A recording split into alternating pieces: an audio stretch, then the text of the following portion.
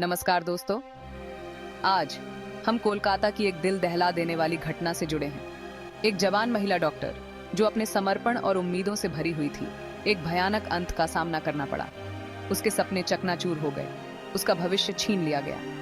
RG car medical college में उसके साथ हुए बलात्कार और हत्या की क्रूरता से पूरा शहर शोक में डूबा है।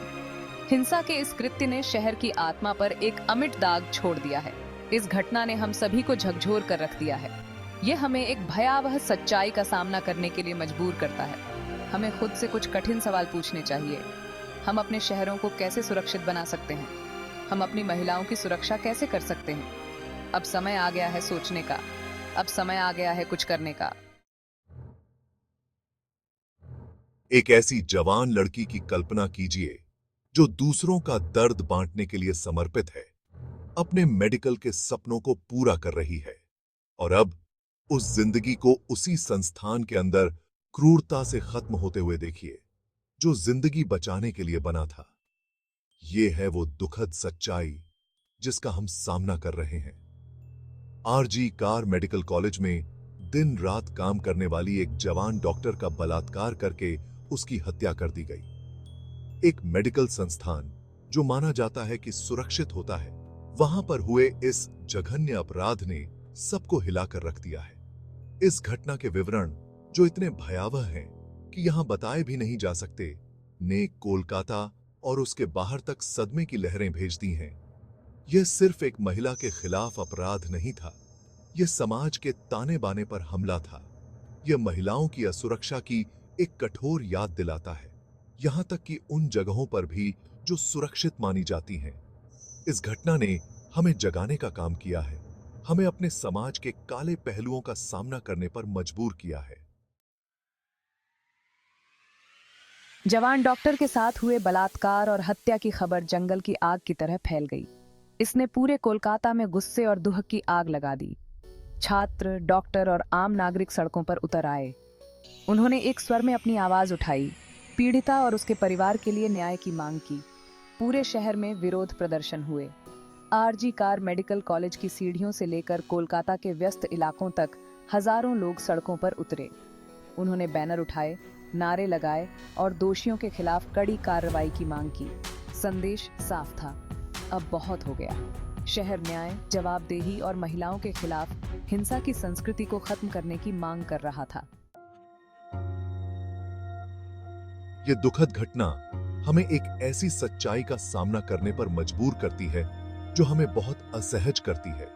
यौन हिंसा एक ऐसी समस्या है जो दुनिया भर में समाजों को तबाह कर रही है। यह किसी सीमा को नहीं मानती, जीवन के सभी वर्गों के व्यक्तियों को प्रभावित करती है। भारत ने दुर्भाग्य से ऐसी कई भयावह घटनाएं देखी हैं। हर घटना बदलाव की तत्काल आवश्यकता की एक दर्दनाक याद दिलाती है। हमें उन प्रणालीगत मुद्दों को स्वीकार करना चाहिए जो इस तरह की हिंसा को बने रहने देते हैं। हमें उन गहरे जड़ें जमा चुके पितृसत्तात्मक मानदंडों को चुनौती देने की आवश्यकता है जो लैंगिक असमानता को बढ़ावा देते हैं। यह सिर्फ महिलाओं का मुद्दा नहीं है, यह एक सामाजिक मुद्दा है। इसके लिए हर व्यक्ति, समुदाय और संस्थान से सामूहिक प्रयास की आवश्यकता है। भाग 5, त्वरित कार्यवाही, जांच और गिरफ्तारी। इस भयावह अपराध के बाद कोलकाता पुलिस पर न्याय दिलाने का भारी दबाव था।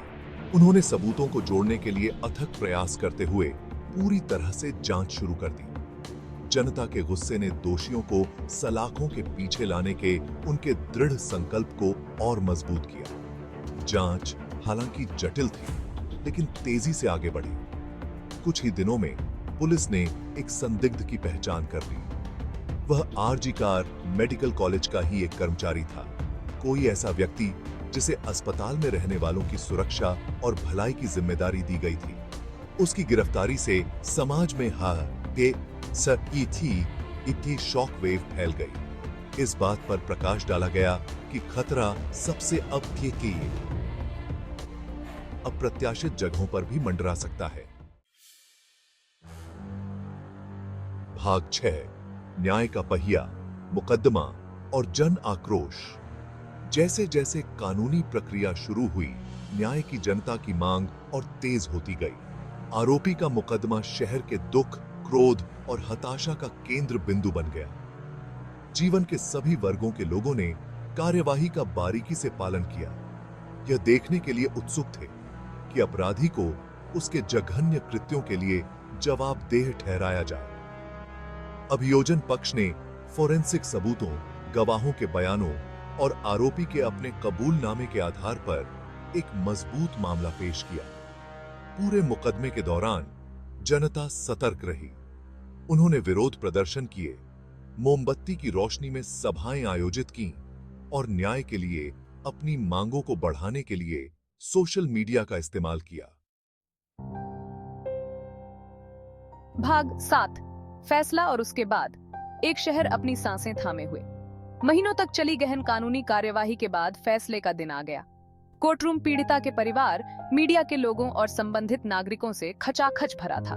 न्यायाधीश ने प्रस्तुत सभी सबूतों पर सावधानीपूर्वक विचार करने के बाद फैसला सुनाया। आरोपी को बलात्कार और हत्या का दोषी पाया गया। उसे कानून द्वारा दी जाने वाली सबसे कड़ी सजा सुनाई गई थी।